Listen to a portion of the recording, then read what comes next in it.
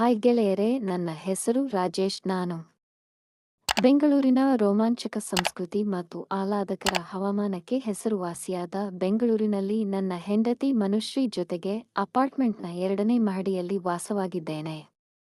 ನಮ್ಮ ಮನೆಯ ಪಕ್ಕದಲ್ಲಿರುವ ಸುಧಾ ಆಂಟಿನೇ ನಮ್ಮ ಕಥೆಯ ನಾಯಕಿ. ಅವರ ಜೊತೆಗಿನ ನಡೆದ ಒಂದು ಘಟನೆ ಬಗ್ಗೆ ಇವತ್ತು ನಾನು ನಿಮಗೆ ಹೇಳ್ತೀನಿ. ಆ ಘಟನೆ ಯಾವಾಗ, ಹೇಗೆ ನಡೆಯಿತು ಅಂತ ಹೇಳ್ತೀನಿ. ವಿಡಿಯೋವನ್ನು ಕೊನೆಯವರೆಗೂ ನೋಡಿ. ಹೊಸದಾಗಿ ಮದುವೆಗಾಗಿದ್ದ ನಾನು ರಾಜರಾಜೇಶ್ವರಿ ನಗರದಲ್ಲಿ ಅಪಾರ್ಟ್ಮೆಂಟ್ ಒಂದನ್ನು ಬಾಡಿಗೆಗೆ ಹಿಡಿದಿದ್ದೆ. ಒಂದು ದಿನ ಆ ಮನೆಗೆ ಶಿಫ್ಟ್ ಆಗಿ ನಾನು ಮನು ಎಲ್ಲಾ ವಸ್ತುಗಳನ್ನು ಜೋಡಿಸ್ತಾ ಇದ್ದೆವು. ಹೀಗೆ ಕೆಲಸ ಮಾಡಿ ಬೋರ್ ಆಗಿತ್ತು. ಆಗ ನಾವಿಬ್ಬರು ಸುಮ್ಮನೆ ಮಾತಾಡಿಕೊಂಡು ಕೂತಿರಬೇಕಾದರೆ ಹೊರಗಡೆಯಿಂದ ಯಾರೋ ಬೆಲ್ ಬಾರಿಸಿದ ಶಬ್ದ ಬಂತು. ನಾವಿಬ್ಬರು ಮುಖ ನೋಡಿಕೊಂಡೆವು. ಯಾಕಂದರೆ ಆ ಅಪಾರ್ಟ್ಮೆಂಟ್ನಲ್ಲಿ ನಮಗೆ ಯಾರೂ ಪರಿಚಯನೇ ಇರಲಿಲ್ಲ. ಆದರೂ ಇರ್ಲಿ ಅಂತ ಹೆಂಡತಿಯನ್ನ ಕೂರಿಸಿ ನಾನು ಯಾರು ಅಂತ ಬಾಗಿಲು ತೆರೆದು ನೋಡಿದೆ. ಯಾರೋ ಒಬ್ಬ 37 ಆಸುಪಾಸಿನ ಆಂಟಿ ಹೊರಗಡೆ ನಿಂತಿದ್ದರು. ನಾನು ಅವರನ್ನ ಹಾಗೆ ನೋಡ್ತಾ ಇದ್ದೆ. ಅವಾಗ ಅವರು ಪಟಪಟ ಅಂತ ಮಾತಾಡೋಕೆ ಶುರು ಮಾಡಿದರು. ನಾನು ಸುಧಾ ಅಂತ, ಇಲ್ಲೇ ನಿಮ್ಮ ಎದುರಿನ ಅಪಾರ್ಟ್ಮೆಂಟ್ನಲ್ಲಿ ಇರ್ತೀನಿ. ನೀವು ಇವತ್ತು ಶಿಫ್ಟ್ ಆಗಿದ್ದೀರಾ? ಮನೇಲಿ ಯಾರು ಹೆಣ್ಣು ಮಕ್ಕಳು ಇಲ್ವಾ ಅಂತ ಪ್ರಶ್ನೆ ಮೇಲೆ ಪ್ರಶ್ನೆ ಹಾಕ್ತಾನೆ ಇದ್ರು. ನಾನು ಸಮಾಧಾನದಿಂದ ನನ್ನ ಹೆಂಡತಿಯನ್ನು ಕರೆದು ಬಾಗಿಲ ಹತ್ತಿರ ಬರೋಕೆ ಹೇಳಿದೆ. ಆಮೇಲೆ ಆಕೆ ಬಂದು ಅವರನ್ನು ಒಳಗೆ ಕರೆದರು. ನಾನು ಸೋಫಾ ಮೇಲೆ ಕೂತು ಅವರನ್ನೇ ನೋಡ್ತಾ ಇದ್ದೆ. ಯಾಕಂದ್ರೆ ಅವರು ನೋಡೋಕೆ ಸುಂದರವಾಗಿ ತೆಳ್ಳಗೆ ಬೆಳ್ಳಗೆ ಇದ್ದರು. ನೋಡೋಕೆ ಒಳ್ಳೆಯ ರತಿ ತರ ಕಾಣ್ತಾ ಇದ್ದರು. ನಾನು ಮನಸ್ಸಲ್ಲೇ, ದೇವರು ಟೈಮ್ ತಗೊಂಡು ಈ ಗೊಂಬೆಯನ್ನು ಕೆತ್ತಿದ್ದಾನೆ, ಎಲ್ಲವೂ ಸರಿಯಾಗಿ ಇರಬೇಕಾದ ಜಾಗದಲ್ಲೇ ಇದೆ ಅಂತ ಅಂದುಕೊಳ್ಳುತ್ತಾ ಕೂತಿದ್ದೆ. ಸುಧಾ ಅವರು ನಮ್ಮ ಜೊತೆಗೆ ಸೋಫಾ ಮೇಲೆ ಟೀ ಕುಡಿಯುತ್ತಾ ಕುಳಿತು ನಮ್ಮ ಅಪಾರ್ಟ್ಮೆಂಟ್ ಜನರ ಬಗ್ಗೆ ಅವರ ಕತೆಗಳನ್ನು ಹೇಳೋಕೆ ಶುರು ಮಾಡಿದರು. ಈ ಅಪಾರ್ಟ್ಮೆಂಟ್ಗೆ ಬಹಳ ದಿವಸದ್ದು, ಸುಮಾರು 20 ವರ್ಷಗಳ ಹಿಂದೆ ನಿರ್ಮಿಸಲಾಗಿದೆ. ಕೆಳಗೆ ಡಾಕ್ಟರ್ ಫ್ಯಾಮಿಲಿ ಇರುತ್ತೆ, ಮೇಲ್ಗಡೆ ಇಂಜಿನಿಯರ್ ಫ್ಯಾಮಿಲಿ ಇರ್ತಾರೆ ಅಂತ ಇರೋ ಬರೋ ಕತೆ ಹೇಳ್ತಾ ಇದ್ದರು. ನನ್ನ ಗಮನ ಮಾತ್ರ ಅವರ ಮೇಲೆ ಇತ್ತು. ಸುಮಾರು 30 ನಿಮಿಷ ಆದ್ಮೇಲೆ ಅವರು ಹೋಗೋಕೆ ರೆಡಿಯಾಗಿ, ಹೊಸದಾಗಿ ಬಂದಿದ್ದೀರಾ, ಏನಾದ್ರೂ ಬೇಕಿದ್ರೆ ಕೇಳಿ, ಸಂಕೋಚ ಪಡ್ಕೋಬೇಡಿ ಅಂತ ಹೇಳಿದರು. ನಾನು ಆಕೆ ಸರಿ ಅಂತ ಹೇಳಿದೆವು. ಆಮೇಲೆ ಅವರು ಹೋದಮೇಲೆ ಆಕೆ ನಾನು ಮತ್ತೆ ಕೆಲಸ ಮಾಡೋಕೆ ಶುರು ಮಾಡಿದೆವು. ಆ ದಿನ ಹಾಗೋ ಹೀಗೋ ಮಾಡಿ ಎಲ್ಲಾ ಸಾಮಗ್ರಿ ಜೋಡಿಸಿ ಊಟ ಮಾಡಿ ಮಲಗಬೇಕಾದರೆ ರಾತ್ರಿ 11 ಆಗಿತ್ತು. ಆ ದಿನ ಸುಸ್ತು ಆಗಿದ್ದರಿಂದ ನಮ್ಮ ಪಾಡಿಗೆ ನಾವು ವಿಶ್ರಮಿಸಿದೆವು. ಹೀಗೆ 1-2 ವರ್ಷ ಆದ್ಮೇಲೆ ಒಮ್ಮೆ ನಾನು ಮನೆಯಲ್ಲಿದ್ದಾಗ ಸುಧಾ ಅವರು ಆಕೆ ಜೊತೆಗೆ ಏನು ವಿಷಯವನ್ನು ಹೇಳ್ತಾ ಇದ್ದರು. ಅವಳ ಗಂಡ ದುಬೈನಲ್ಲಿ ಇದ್ದು ತಿಂಗಳಿಗೊಮ್ಮೆ ಬಂದು ಹೋಗಿ ಮಾಡ್ತಾ ಇದ್ದ. ತನಗೆ ಮಕ್ಕಳಿಲ್ಲ ಅಂತೆಲ್ಲ ನನ್ನ ಹೆಂಡತಿ ಜೊತೆಗೆ ಮಾತಾಡ್ತಾ ಇದ್ದಳು. ಅವರು ಪ್ರತಿ ಬಾರಿ ನಮ್ಮ ಮನೆಗೆ ಬಂದಾಗ ನನಗೆ ಮೈಯಲ್ಲಿ ಒಂಥರ ಉತ್ಸಾಹ ಬರ್ತಾ ಇತ್ತು. ನಿಜ ಹೇಳಬೇಕೆಂದರೆ ಅವರು 1-2 ಸರಿ ಕೆಳಗಡೆ ನಿಂತು ನನ್ನ ಜೊತೆಗೆ ಮಾತಾಡುವಾಗ ನಾನು ಮೇಲಿಂದ ಅವರ ಸೀಳನ್ನು ನೋಡಿದ್ದೆ. ಅದು ನನಗೆ ತುಂಬಾ ದಿವಸದಿಂದ ನನಗೆ ಕಾಡುತ್ತಿತ್ತು. ಒಂದು ದಿನ ಅವರು ಮನೆಗೆ ಬಂದಾಗ ನಾನು ಸೋಫಾ ಮೇಲೆ ಪೇಪರ್ ಓದುತ್ತಾ ಕೂತಿದ್ದೆ. ಆದರೆ ಅವರು ನನ್ನ ಹೆಂಡತಿ ಜೊತೆಗೆ ಮಾತನಾಡುತ್ತಾ ಓರೆಗಣ್ಣಿನಿಂದ ನನ್ನನ್ನು ಗಮನಿಸಿ ಒಂಥರ ಸಣ್ಣ ಸ್ಮೈಲ್ ಕೊಟ್ಟು ತನ್ನ ಸೆರಗನ್ನು ಸರಿ ಮಾಡಿಕೊಂಡರು. ನನಗೆ ಅದು ಯಾಕೆ ಅಂತ ಅರ್ಥ ಆಗಿರಲಿಲ್ಲ. ಅವರು ನಮ್ಮ ಮನೆಗೆ ಬಂದಾಗೆಲ್ಲ ನನ್ನ ಕಡೆನೇ ನೋಡ್ತಾ ಇದ್ದರು. ನನ್ನ ಕಣ್ಣಲ್ಲಿ ಕಣ್ಣಿಟ್ಟು ನೋಡ್ತಾ ನಗ್ತಾ ಇದ್ದರು. ಅವರ ಪಕ್ಕದಲ್ಲಿ ನನ್ನ ಹೆಂಡತಿ ಇರ್ತಾ ಇದ್ದಿದ್ದರಿಂದ ನನಗೆ ಏನು ಮಾಡಬೇಕು ಅಂತ ಗೊತ್ತಾಗದೆ ನನಗೆ ಸ್ವಲ್ಪ ಕಸಿವಿಸಿ ಆಗುತ್ತಿತ್ತು. ಬರ್ತಾ ಬರ್ತಾ ಅವರ ಜೊತೆಗೆ ನಾನು ಆಕೆ ಕೂಡ ಸಿಕ್ಕಾಪಟ್ಟೆ ಕ್ಲೋಸ್ ಆದೆವು. ಆದರೆ ಅವರ ಜೊತೆಗೆ ಮುಂದುವರೆದು ಮಾತನಾಡೋಕೆ ನನಗೆ ಧೈರ್ಯ ಸಾಗುತ್ತಿರಲಿಲ್ಲ. ಸುಮ್ನೆ ಹಾಗೆ ಮಾತಾಡಿ ನನ್ನ ಪಾಡಿಗೆ ನಾನು ಇರ್ತಾ ಇದ್ದೆ. ಆದರೆ ಈ ನಡುವೆ ನಾನು 6 ತಿಂಗಳಿನಿಂದ ಒಂದು ವಿಷಯವನ್ನು ಗಮನಿಸಿದ್ದೆ. ಅದೇನು ಅಂದ್ರೆ, ಅವರು ಹೊರಗಡೆ ಹೋಗುವಾಗ, ಬೇರೆಯವರ ಮನೆಗೆ ಹೋಗುವಾಗ ಬೇರೆ ಬಟ್ಟೆ ಧರಿಸಿಕೊಂಡು ಹೋಗ್ತಾ ಇದ್ದರು. ಆದರೆ ನಮ್ಮ ಮನೆಗೆ ಬರುವಾಗ ಮಾತ್ರ ಯಾವಾಗಲೂ ಹೊಟ್ಟೆಯ ಕೆಳಗಡೆ ಸೊಂಟು ಕಾಣುವ ಹಾಗೆ ಸೀರೆಯನ್ನು ಹುಟ್ಟು ಬರ್ತಾ ಇದ್ದರು.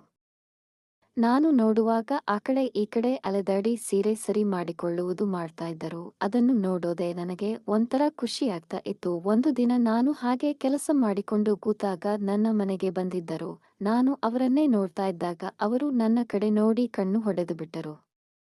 ನನಗೆ ಒಮ್ಮೆಲೇ ಎದೆ ದಸಕ್ ಅಂತ ಅನಿಸಿ ಆ ಕಡೆ ನೋಡದೆ ನನ್ನ ಪಾಡಿಗೆ ನಾನು ಕೂತುಬಿಟ್ಟೆ. ಆಗ ನನಗೆ ಅನಿಸಿದ್ದು ಏನು ಅಂತ ಅಂದರೆ ಅವರೇ ನನ್ನ ಮೇಲೆ ಕಣ್ಣಿಟ್ಟಿದ್ದಾರೆ, ನಾನು ಅವರ ಮೇಲೆ ಕಣ್ಣಿಟ್ಟಿಲ್ಲ ಅಂತ ಗೊತ್ತಾಯಿತು. ಅವರ ಮುಖದ ಲಕ್ಷಣವೇ ಅವರ ಮನಸ್ಸಿನ ಮಾತು ಹೇಳೋಕೆ ಶುರುಮಾಡಿತು. ನನಗೂ ಒಳಗೊಳಗೆ ಒಂಥರ ಖುಷಿಯಾಗಿತ್ತು. ಯಾಕಂದರೆ ರೋಗಿ ಬೆಸಿದ್ದು ಹಾಲುವನ್ನು ವೈದ್ಯ ಹೇಳಿದ್ದು ಹಾಲು ಅನ್ನ ಹಾಗೆ ನನಗೆ ನಾನು ಬೆಸಿದ್ದು ಸಿಗೋ ಲಕ್ಷಣ ಗೋಚರ ಆಯಿತು. ಹಾಗೆ ಸುಮ್ನೆ ಅಡುಗೆ ಮನೆಗೆ ಹೋಗಿ ನನ್ನ ಹೆಂಡತಿ ಹತ್ತಿರ ಮಾತನಾಡಿ ಹೋದರು. ಆಮೇಲೆ ನನ್ನ ಹೆಂಡತಿ ಬಂದು ರೀ ಇವತ್ತು ಸಾಯಂಕಾಲ ಆಂಟಿ ಮನೆಗೆ ಹೋಗಿ ಅಟ್ಟದ ಮೇಲೆ ಕೆಲವು ಇದೆ ತೆಗೆದುಕೊಟ್ಟರೆ ಹೆಲ್ಪ್ ಆಗುತ್ತೆ ಅಂತ ಹೇಳ್ತಿದ್ದಾರೆ. ಇನ್ನೊಂದು ವಾರ ಬಿಟ್ಟು ಊರಿಗೆ ಹೋಗ್ತಾರೆ ಅಂತ ಹೇಳಿದ್ಲು.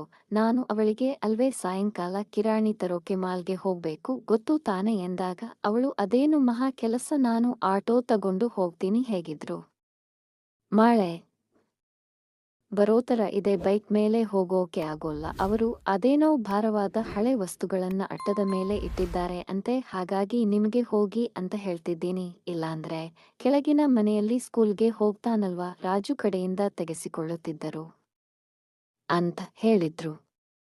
ಅದಕ್ಕೆ ನಾನು ಅವರಿಗೆ ಹೇಳಿ ಕಳಿಸ್ತೀನಿ ಅಂತ ಹೇಳಿದ್ದೇನೆ ಅಂತ ಪ್ರಾಮಿಸ್ ಮಾಡಿದ್ದೇನೆ, ನೀವು ಹೋಗಿ ಅಂತ ಹೇಳಿದಳು. ನಾನು ಮನಸ್ಸಲ್ಲಿ ಬಲೆ ಕಿಲಾಡಿ ಸುಧಾ ಆಂಟಿ ಎಲ್ಲಾನು ಮೊದಲೇ ವಿಚಾರ ಮಾಡಿ ನನ್ನ ಆಕೆ ಮುಂದೆ ಹೇಳಿದ್ದಾರೆ ಅಂತ ಸುಮ್ಮನೆಯಾಗಿದ್ದೆ. ಸಾಯಂಕಾಲ ನನ್ನ ಆಕೆ ಮಾಲ್ ಕಡೆಗೆ ಹೊರಟು ಹೋದಳು. ಆದರೆ ಅಲ್ಲಿವರೆಗೆ ಬಾಗಿಲು ಹಾಕಿದ್ದ ಎದುರುಗಡೆ ಮನೆ ಬಾಗಿಲು ನನ್ನ ಆಕೆ ಹೋದ 5 ನಿಮಿಷಕ್ಕೆ ಓಪನ್ ಆಗಿತ್ತು. ನನಗೆ ಅದನ್ನ ನೋಡಿ ಶಾಕ್ ಕೂಡ ಆಗಿತ್ತು. ಮನೆಯ ಬಾಗಿಲು ಹಾಗೆ ತೆಗೆದಿತ್ತು. ನಾನು ಇಣುಕಿ ಹಾಕಿ ನೋಡಿದರೆ ಹಾಲಿನಲ್ಲಿ ಯಾರೂ ಕಾಣಲಿಲ್ಲ. ಸುಧಾ ಅವರು ಅಡುಗೆ ಮನೆಯಲ್ಲಿ ಏನಾದರೂ ಮಾಡ್ತಾ ಇದ್ದಾರಾ ಅಂತ ಆ ಕಡೆ ಹೋದರೆ ಆಕೆ ಅಲ್ಲಿನೂ ಇರಲಿಲ್ಲ. ಆಮೇಲೆ ನಾನು ನಿಧಾನವಾಗಿ ಅವರ ರೂಮ್ನಲ್ಲಿ ಇಣುಕಿ ಹಾಕಿದೆ. ಹಾಗೆ ಇಣುಕಿ ಹಾಕಿದ್ದೆ ತಡ ನನ್ನ ಎದೆಯಲ್ಲಂದಿತು. ಯಾಕಂದರೆ ಸುಧಾ ಬಟ್ಟೆ ಎಲ್ಲ ಅಸ್ತವ್ಯಸ್ತವಾಗಿತ್ತು. ಫ್ಯಾನ್ ಹಾಗೆ ತಿರುಗುತ್ತಾನೆ ಇತ್ತು. ಅವರು ಮಲಗಿದ್ದರಿಂದ ಸೀರೆ ಸ್ವಲ್ಪ ಸರಿದು ಹೋಗಿತ್ತು. ನಾನು ಅದನ್ನ ಹಾಗೆ ನೋಡ್ತಾ ಸುಧಾ ಅಂದವನ್ನು ಕಣ್ತುಂಬಿಕೊಳ್ಳುತ್ತಾ ಇದ್ದೆ. ಅವರನ್ನು ಹಾಗೆ ನೋಡಿದ್ದೆ. ನನ್ನ ಮನಸ್ಸಿಗೆ ಲಗಾಮು ಇರಲಿಲ್ಲ. ಏನೇನೋ ವಿಚಾರ ಬರ್ತಾ ಇದ್ದವು. ಸ್ವಲ್ಪ ಹೊತ್ತಲ್ಲಿ ಸುಧಾ ನನ್ನ ಕಡೆ ನೋಡಿ, ರಾಜೇಶ್ ಯಾವಾಗ ಬಂದೆ ಕರೆಯೋದು ಅಲ್ವಾ, ಯಾಕೆ ಬಾಗಿಲಲ್ಲೇ ನಿಂತ್ಕೊಂಡಿದ್ದೀಯಾ, ಇದು ನಿನ್ನ ಮನೆನೇ ಅಲ್ವಾ ಹೇಳುತ್ತಾ ಎದ್ದು ಕುಳಿತು ಮಂಚದಿಂದ ಕೆಳಗೆ ಇಳಿಬೇಕಾದರೆ ಸೀರೆ ಜಾರಿ ಕೆಳಗೆ ಬಿತ್ತು. ನಾನು ಕಣ್ಣರಳಿಸಿ ನೋಡಿದ್ದೆ.